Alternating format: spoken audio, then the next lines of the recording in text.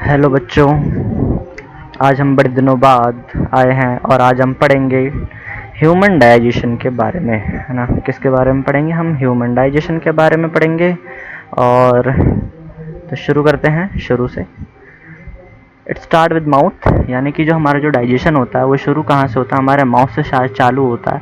अब हमारे माउथ के अंदर क्या होता है कि बगल कैविटी होती है, यानी कि हमारे दांत होते हैं, ठीक है। हमारे दांत होते हैं और दांतों के थ्रू हम जो होता है वो फूड को चबाते हैं, यानी हमारे जो खाना होता है उसको क्या करते हैं, उसको हम चबाते हैं। अब चबाने के बाद क्या होता है कि वहाँ पे स्लाइवरी ग्लैंड्स होती हैं, है ना। स्लाइवरी ग्लैंड्स होती हैं जो किसको निकालती हैं? जो निकालती हैं स्लाइवा एमिलेज को, ठीक है। जो किसको निकालती हैं? स्लाइवा एमिलेज को निकालती है, जो कि हमारे फूड के अंदर जो स्टार्च होता है ना, स्टार्च को डाइजेस्ट कर देता है और इसको तोड़ देता है, और इसको तोड़ देता है शुगर के अंदर, ठीक है। इसको तोड़ देता है किसके अंदर? शुगर के अंदर, ठीक है।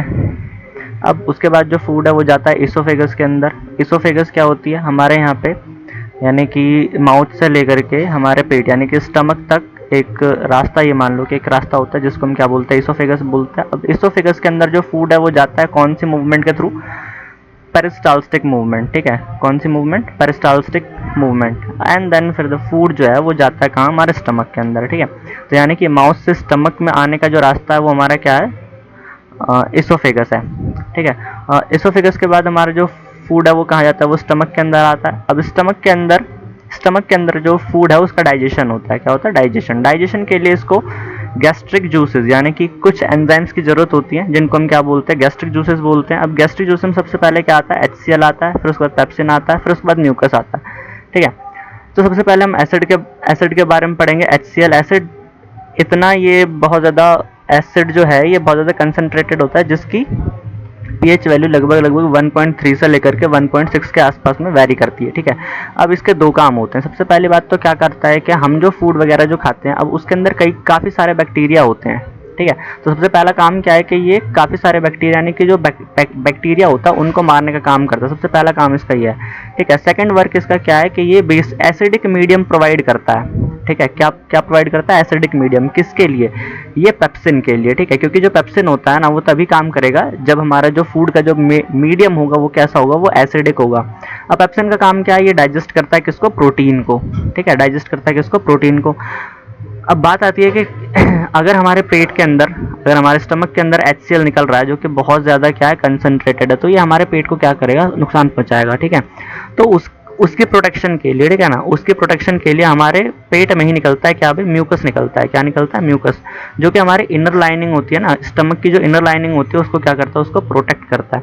देन उसके बाद जो फूड है वो जाता है हमारे स्मॉल इंटेस्टाइन के अंदर। अब स्मॉल इंटेस्टाइन के अंदर जो डाइजेशन है, ठीक है, वो दो पार्ट में डिवाइडेड है। यानी सबसे पहले क्या है कि सबसे पहले हमारे पास लिवर से क्या आता है? बाइल जूस आता है, जो कि बाइल जूस आता है। अच्छा, ये स्टोर कहाँ होता है? जो बाइल जूस होता है वो स्टोर होता है गॉल ब्लैडर के अंदर, ठीक है। किसके अंदर? गॉल ब्लैडर के अंदर। तो गॉल ब्लैडर के अंदर ये स्टोर होता है। स्टोर होने के बाद जो बाइल जूस है, जैसे जैसे स्मॉल इंटेस्टाइन को बाइल जूस की ज़रूरत होती है, उस तरह से गॉल ब्लैडर से जो बाइल जूस है वो हमारे स्मॉल इंटेस्टाइन में आता रहता है। अब स्मॉल इंटेस्टाइन में आने के बाद जो बाइल जूस है वो क्या करता है? वो इमल्सिफाई करता है फैट को, ठीक है। अच्छा देखो, इसमें मतलब बात ये होती है कि जो हमारा स्टमक होता है उसको एसिडिक मीडियम चाहिए होता है फूड को डाइजेस्ट करने के लिए, लेकिन हमारी जो स्मॉल इंटेस्टाइन होती है ना, उसको चाहिए बेसिक मीडियम। उसको कैसे चाहिए? उसको चाहिए बेसिक मीडियम। तो बेसिक मीडियम प्रोवाइड कौन कराएगा? बेसिक मीडियम प्रोवाइड कराता है बाइल जूस, ठीक है। तो बेसिक मीडियम जो प्रोवाइड कराता है वो कौन कराता है? वो कराता है बाइल जूस। और फिर ये क्या करता है? फैट को इमल्सिफाई कर देता है। यानी कहने का मतलब ये है कि ये जो बड़ी बड़ी जो फैट की जो ग्लोबिन्स होती है ना, उनको छोटे छोटे उसमें, यानी कि छोटे छोटे पार्ट में तोड़ देता है, ठीक है।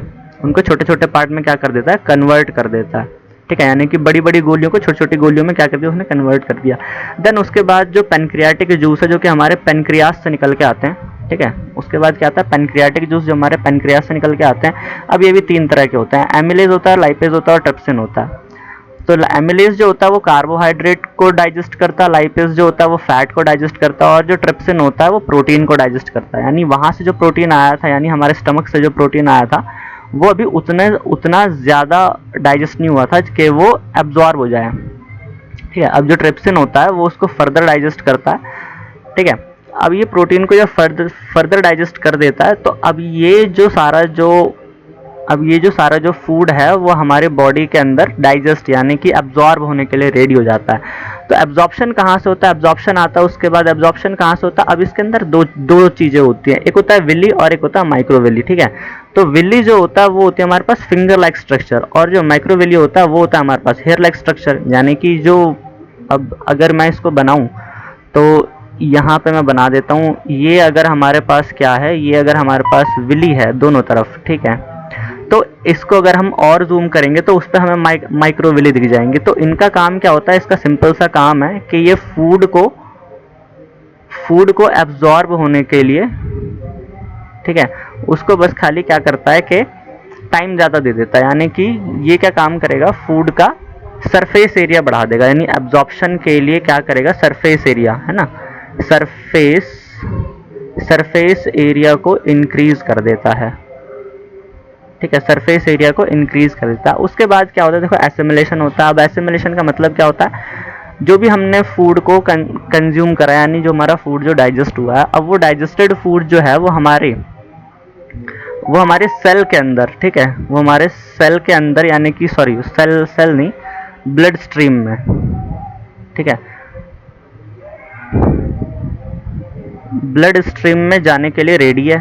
तो एसिमिलेशन का मतलब क्या होता है, एसिमिलेशन का मतलब यही होता है कि जो हमारा जो डाइजेस्टेड फूड है वो ब्लड स्ट्रीम में क्या हो जाए, एब्जॉर्ब हो जाए। ठीक है, एब्जॉर्ब होना ही मतलब एब्जॉर्प्शन जो होता है उसमें क्या होता है कि जो डाइजेस्टेड फूड है वो हमारा उसके अंदर चला गया, यानी कि हमारे जो ब्लड वेसल्स है उसके अंदर चला जाता है। लेकिन एसिमिलेशन का मतलब होता है कि वो जो ब्लड स्ट्रीम में चला गया, ब्लड स्ट्रीम में जाने के बाद वो क्या जाएगा, कहीं कहीं दूसरी जगह पर जाने के बाद वहाँ पे जाके क्या होगा, यूज़ होगा, है ना, सेल के अंदर जाकर के वो क्या होगा, वो यूज़ होगा। अब उसके बाद जो अनडाइजेस्टेड फूड जो बचा हुआ रह जाता है, ठीक है, उसका क्या होता है,